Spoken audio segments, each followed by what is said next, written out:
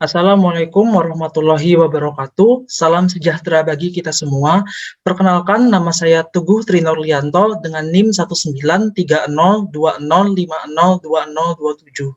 Di sini saya akan mempresentasikan dan nantinya akan menampilkan video animasi yang telah saya buat pada tugas saya yang berjudul Palangkaraya Creative Hub.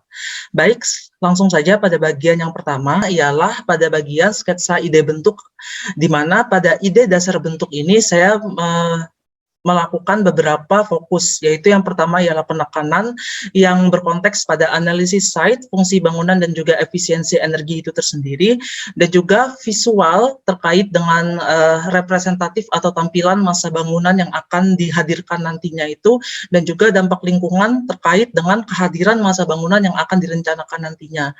Jadi berdasarkan transformasi desain pada sketsa bentuk yang ditampilkan, saya di sini melakukan transformasi gubahan massa yang telah mengalami penambahan maupun pada proses subtraktif, maka didapatkan setidaknya salah satu alternatif massa bangunan yang semaksimal mungkin bisa mencapai dalam usaha penghematan energi terkait konsep bentuk yang diolah. Jadi di sini saya menggunakan juga simulasi gubahan massa bentuk dengan menggunakan Kariksan, di mana bidang-bidang yang dihasilkan di sini dapat kita ketahui intensitas dari paparan sinar matahari itu sendiri.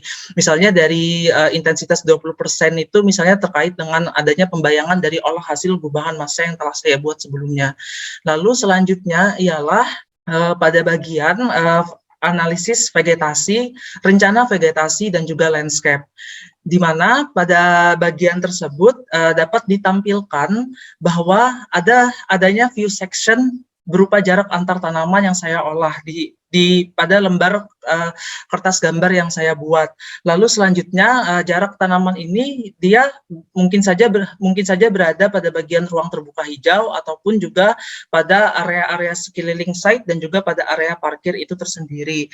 Lalu selanjutnya saya tak lupa memberikan jenis vegetasi berupa pohon, perdu dan semak, dan juga penggunaan variasi vegetasi pada site dan juga melakukan penataan serta orientasi vegetasi pada site, sehingga nantinya akan diharapkan dapat membelokkan arah angin ke dalam bangunan. Lalu ke bangunan. Lalu selanjutnya ialah beberapa ruang-ruang yang diprogramkan, di mana saya juga memberikan beberapa fasilitas yang dapat digunakan oleh pengguna ruang untuk melakukan aktivitasnya. Seperti misalnya pada beberapa lantai 2 dan 3 saya memberikan ruang co-office, co-working space, dan juga beberapa ruang workshop atau misalnya itu exhibition area, ruang seminar, beberapa ruang kelas yang bisa digunakan oleh pengguna ruang, dan juga dan lain sebagainya. Lalu ini merupakan tampak depan, tampak kiri, tampak kanan, tampak belakang, dan juga di sini terlihat dengan view section yang saya buat, di mana dapat terlihat bahwa ketinggian dari lantai ke ceiling yang saya rencanakan ialah sekitar 2,6 meter. Hal ini dirasa ideal untuk ketinggian pada bangunan gedung sehingga dapat memaksimalkan beberapa ruang yang memiliki sistem penghawaan buatan yang ada di dalamnya. Lalu selanjutnya ialah perspektif eksterior, perspektif interior. Lalu selanjutnya ialah rencana struktur, di mana di sini saya menggunakan struktur core, di mana luasan core ini sekitar 20-40% dari luasan total. Saya juga menggunakan balok 35 x 70 cm, menggunakan pondasi bore pile sebagai struktur bawah dan juga kolom dengan diameter 70 x 70 cm. Lalu selanjutnya ialah rencana interior, di mana pada rencana interior ini saya memberikan beberapa elemen interior ruang seperti pada ceiling yang menunjukkan adanya irama balok yang bertekstur kayu yang saya ekspos sedemikian rupa sehingga menghasilkan irama struktur, dan juga ada lantai parket pada bagian ruang serbaguna dan juga lantai keramik pada ruang communal space, dan juga di sini saya memberikan beberapa dekorasi interior yang ada di dalam ruang tersebut, dan juga memberikan sentuhan warna polikromatik pada desain sehingga menghasilkan visual yang representatif terhadap pengamat yang ada di dalamnya. Lalu selanjutnya adalah rencana efisiensi energi. Karena pada perancangan arsitektur 5 di penekanannya itu pada efisiensi energi, maka di sini saya membuat beberapa rencana. Seperti misalnya yang pertama ini ialah rencana penghawaan, di mana dapat dilihat bahwa saya memberikan rencana letak dan lokasi bukaan ventilasi pada masing-masing ruang yang langsung mengekspos pada lingkungan luar. Lalu selanjutnya di sini terkait dengan orientasi bukaan, saya berfokus juga pada bagaimana syarat minimal luas bukaan udara yang sekitar 60-80% luas fasad dan juga sekitar 20% luasan ruang. Di mana di sini saya juga memberikan rencana penghawaan lain berupa misalnya itu desain bukaan yang fleksibel yang bisa dibuka atau ditutup sehingga dapat diatur baik itu entah arah, kecepatan dan volume udara yang bersirkulasi di dalam ruang tersebut. Lalu selanjutnya ya rencana efisiensi energi pada rencana pencahayaan.